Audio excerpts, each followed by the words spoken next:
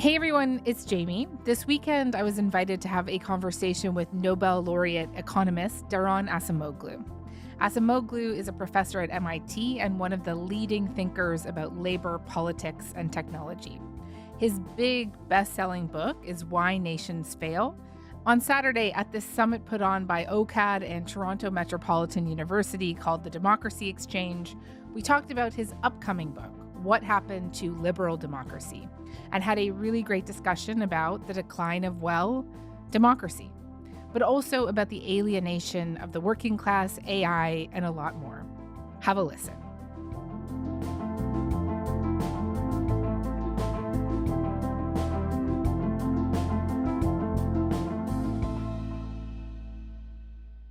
Well, I cannot think of a better way to spend a Saturday morning than with so much for being here and for making the trip to Toronto. My pleasure. Thanks, Jamie. It's great to be with people who care about democracy and our future. A treat for all of us here, I know. We are, of course, sitting down to chat right now during an incredibly turbulent time in the world. There are several active global conflicts at the moment. Perhaps most top of mind for people is what has been happening in the Middle East. And given that we're going to be talking about the decline of liberal democracy today, I just want to root this conversation in this moment, in our current circumstances. And how do you see this conflict and the ripple effects of it shaping our political landscape for years to come? Well, I think there are so many things we could talk about the conflict, but the most important points I would like to make about it is that this is just a blunder. It's Trump's war. It's a blunder in the way that it was conceived. It's a blunder in the way that it was waged. And sure, medium-run economic effects, high oil prices, greater uncertainty, instability, but I think it's also a low point of US power around the world. The ledger for American hegemony is decidedly mixed. But the best part of it was soft power, which is that the US, even if it did not always practice it, preached certain values, including democracy around the world, including some amount of global cooperation, except, of course, when it did not suit it. But we have now completely abandoned that. This is such a cynical war, and it's also justified in such cynical manner, and it's been mismanaged in every aspect. So this is really embarrassing. In addition to arguing the decline of America's soft power around the world, I've also seen you talk about how Donald Trump is destroying the American economic engine. One of your books, of course, as we've just heard, and as many people have probably read in this room, is Why Nations Fail. I think you're going to say America is failing, but the question I have for you is how irreversibly? I don't know how irreversible it is, but it is definitely failing institutionally, and some of those effects are going to be hard to reverse. Every institution depends on norms and expectations of behavior.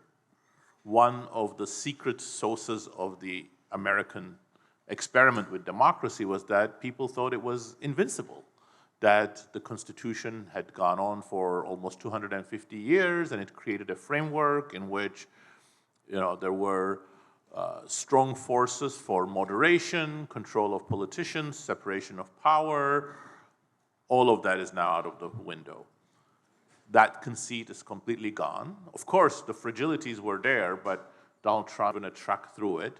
And if the next president or if the next Secretary of the Treasury wants to engage in corrupt practices, we can no longer say, well, the norms will prevent it, and there will be people within their own administration who will stand up against them, because Trump has shown how to manipulate these things both by his norm-breaking behavior and via his appointments of completely unqualified but loyal and generally lacking in moral people around high office positions. So I think that's a template that many people are going to emulate. So I actually think that the next Democratic president is going to behave much worse than he or she would have done otherwise, because once you centralize powers and remove all of these checks, the next person, sometimes thinking that they are actually virtuous, will also exploit them, and that's terrible.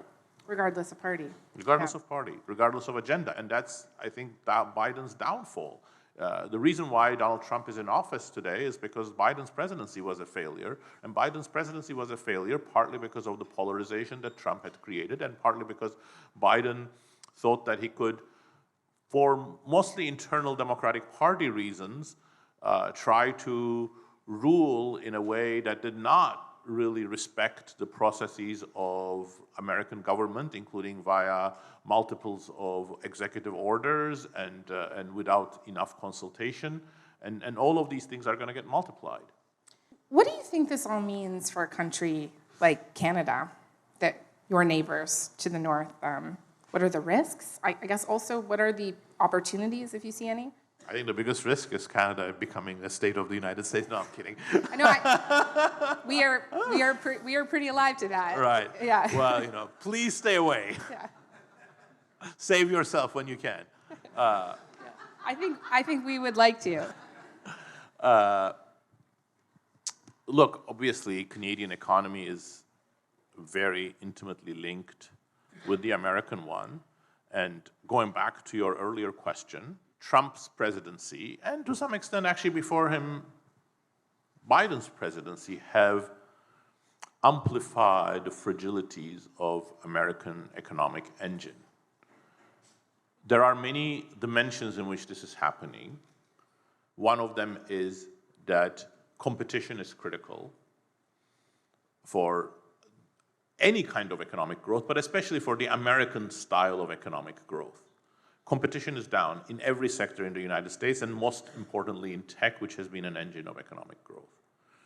One thing that people couldn't imagine before in the United States was that the government would favor some companies strongly such that their competitors would be crushed. That's the reason why thousands or tens of thousands of people started very successful companies in their garages, because they thought, well, if I have a better idea, I will be able to pursue it, I'll be able to get financing for it, I'll be able to get the government contracts, I'll be able to outsell very big established companies, and nobody, doubted that possibility. Now you should, because Trump is showing how his administration will favor some companies and do their bidding, and again, this might be repeated by future administrations. And the greatest fragility of all is that American economic growth right now is really being driven by AI investments, and the AI sector has a lot of weaknesses and fragilities. None of those companies have come up with a monetization model that could even generate a fraction of the profits that they would need to make sense of the massive investments. Some of them are saying, oh, well, just wait, general intelligence and everything will be fine. And in the meantime, they're losing tens of billions of dollars. So there are a lot of fragilities in there. And if the American economy tanks, I don't think it's going to be great for the Canadian economy.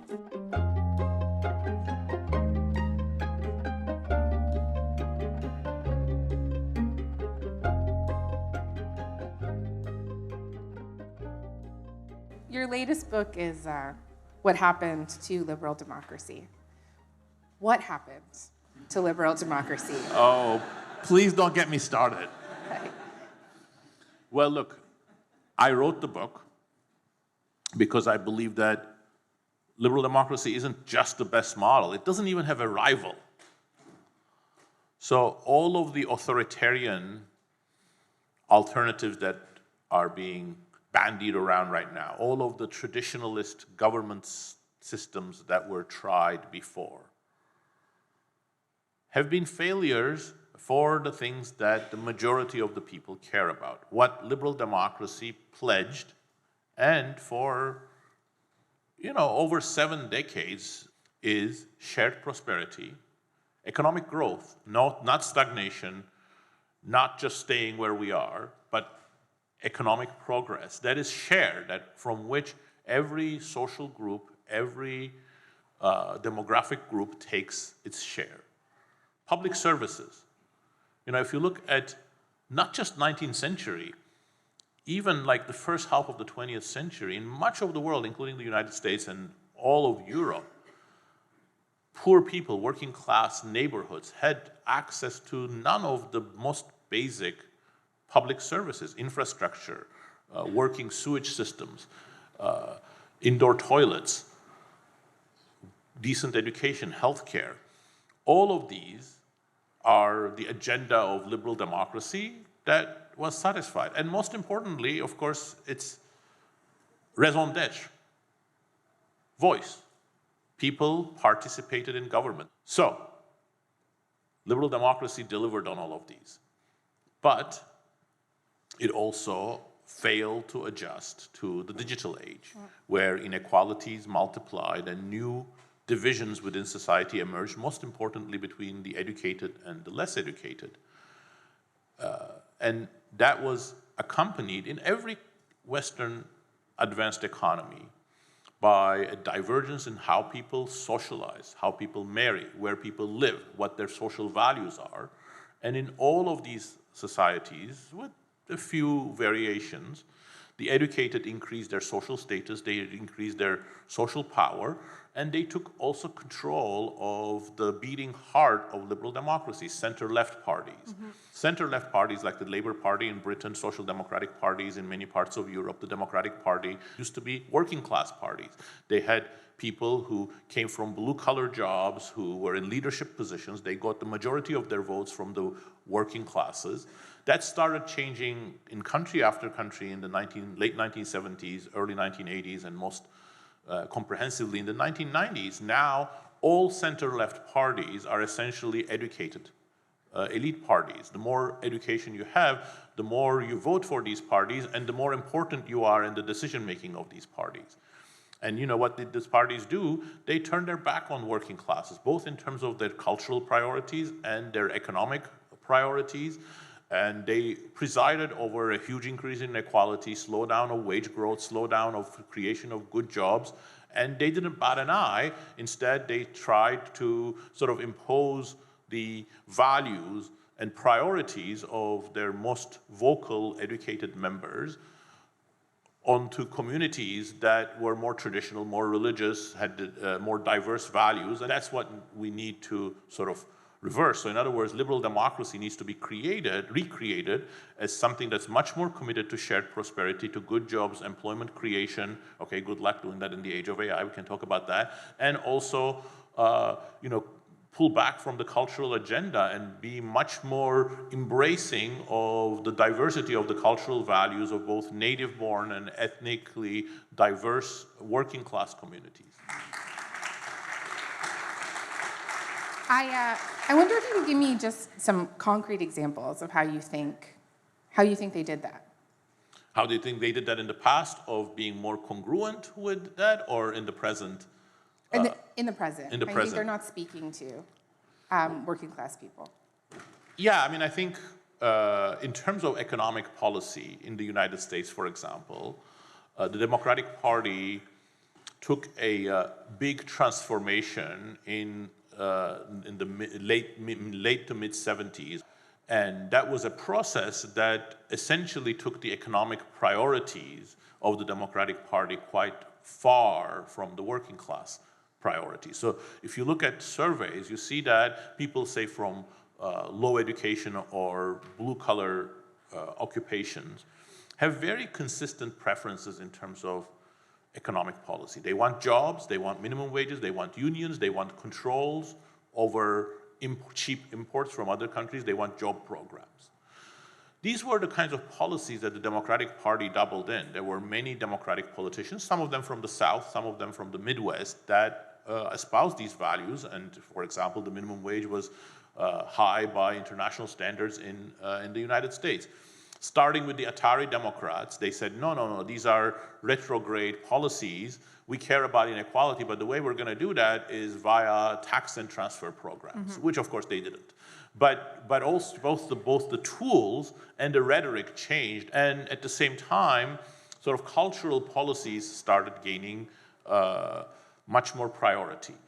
some of this cultural divide, of course, is manufactured by right-wing entrepreneurs, but its grain of truth cannot be denied, which is that the more educated, cosmopolitan, especially metropolitan-based activists of center-left parties in the United States and in other parts are much more cosmopolitan in outlook. They care more about disadvantaged groups than the traditional groups. They're less religious. They have very different values on issues such as immigration. And those values, many of them I agree with. But you cannot impose them, and you certainly cannot impose them on communities. And the moment you start doing that, both you have given up on the most important tenets of liberalism, and also you're going to create backlash, which is exactly what happened.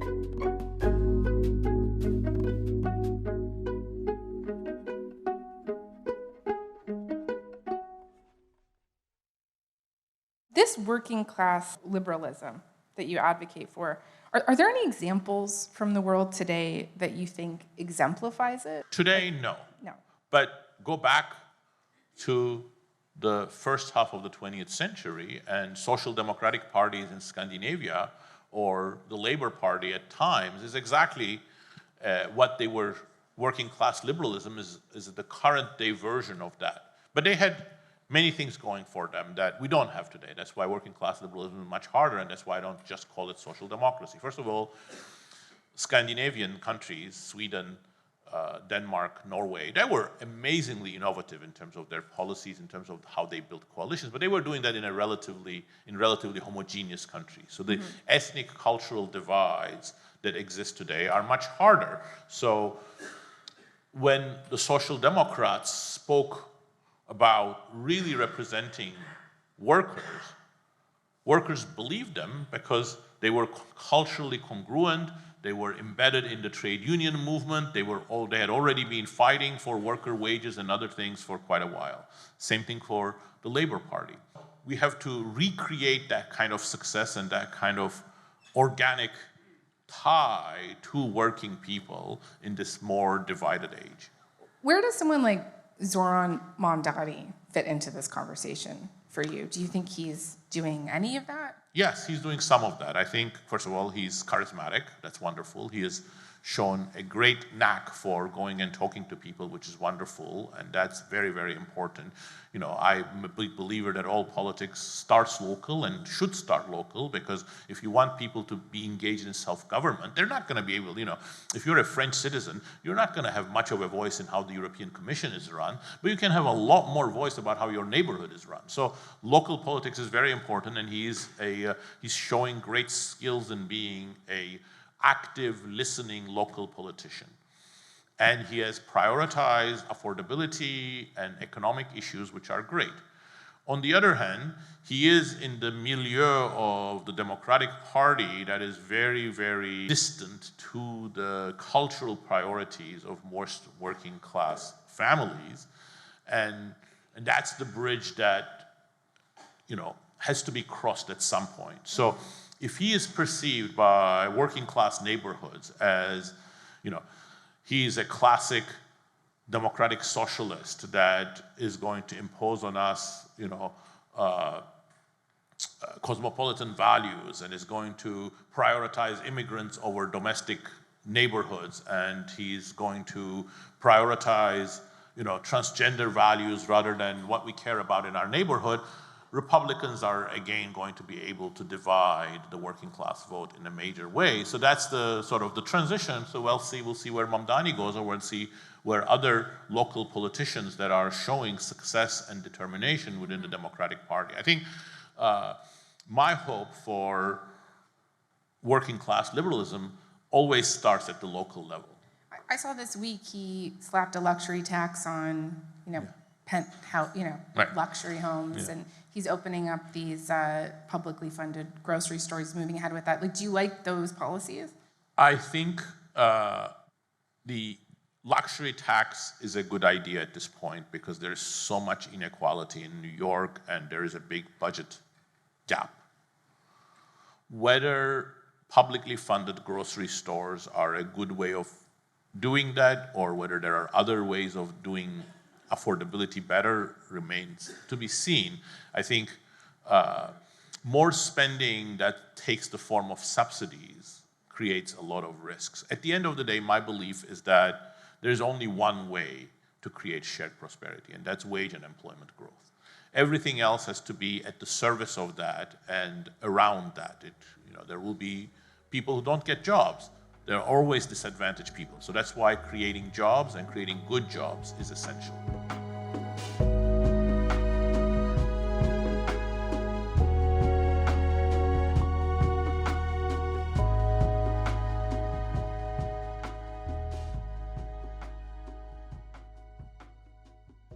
Let's shift to AI. I think we have about 10 minutes left. Oh, Okay. It's a small topic. We can handle that. We'll do AI in 10 minutes. I see my friend Murad is here, so you can maybe ask an AI question. Just keep going Please after do. this. Okay, so we talked about Elon Musk, but Peter Thiel, Larry Ellison, I mean, these are people who are some of the most prominent backers of MAGA. Even Jeff Bezos, Mark Zuckerberg have kind of softened on Trump. What role do you think the architects of this digital age play in the direction that mainstream politics is headed? Well, look, I think that's a complex question. Because in the United States, status and power follow money. So the very, very rich, especially once they get voice and public recognition, have enormous power. They have exercised that over the last 30 years in multiple forms. For a very, very long time, the tech sector was closer to the Democratic Party, and that wasn't any better. But I think, again, we need a better system of democratic accountability at every level. That should start by limiting the role of money in politics, which, of course, is a big problem for the United States. Mm-hmm. Canada is doing much better. Europe is doing much better on these fronts. But shocking amount of money. Shocking amount of money. Every time, I can't believe it. Yeah.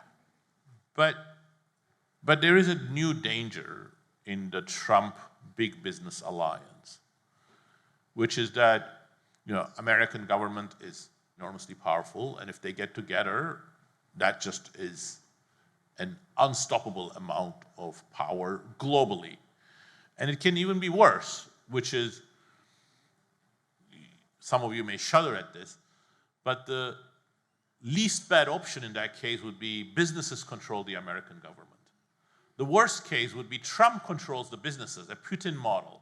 Russia is in the current state not because the oligarchs control Putin, because Putin controls the oligarchs. That's what Trump was hoping to achieve. I don't think he has achieved that. And hopefully he won't in the next 2 years. AI, there's been a lot of concern about job loss and its rapid progress. Anthropic CEO Daron Acemoglu says it could replace half of all entry-level white-collar jobs in the next 1 to 5 years. And so just how are you thinking about the rapid progress we've seen from AI as of late and how that fits into the conversation? Well, look, a couple of things. First, progress in AI has been really spellbinding. And if that progress continues to go in the direction that Dario Amodei, Sam Altman, and many of the other tech leaders envisage and desire, which is automating more and more jobs, for which the apex is, of course, artificial general intelligence, where these models can do everything that humans do much better than humans. If we go in that direction, then goodbye to working class liberalism, goodbye to democracy, goodbye to shared prosperity, goodbye to jobs, because how are we going to create jobs? How are we going to create good jobs? Perhaps there might be some menial jobs, cleaning cloud computing centers or something like that. But we really need to think about what it is that we want in terms of economic flourishing and social flourishing in the age of AI. And the agenda, big tech, is the most worrying part to me because it leaves no room for that kind of shared prosperity. Now, that's really bad news because if it were to come to reality, we would not have a democracy left. I have no doubt that democracy as we understand it could not exist under anything close to mass-scale automation and mass-scale control of information by a few tech companies. Here is the good news, which is only a silver lining. First of all, that's not the only way in which you can use AI. There are many different ways in which you can use AI, and in particular, what I've been advocating is what I call pro-worker AI, which would not have the same damage and it might even have benefits.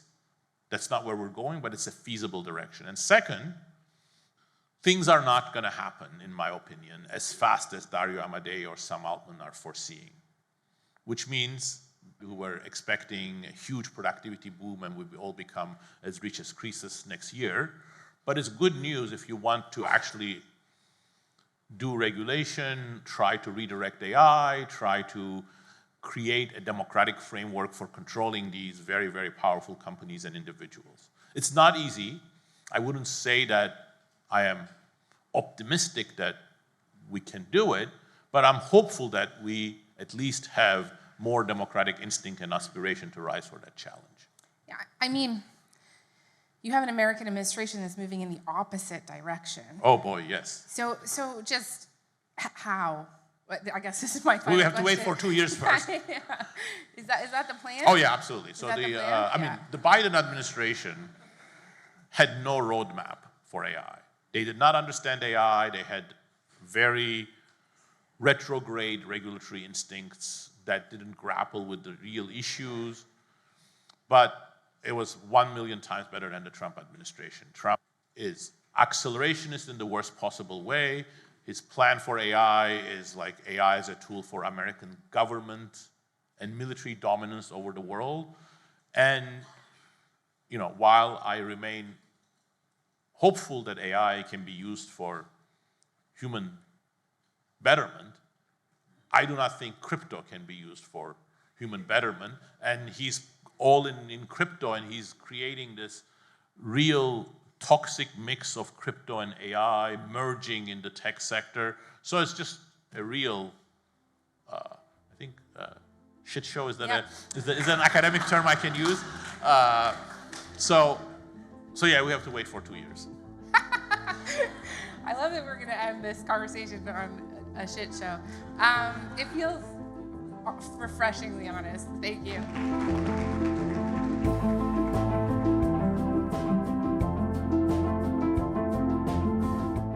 All right, that is all for today. I'm Jamie Poisson. Thanks so much for listening. Talk to you tomorrow.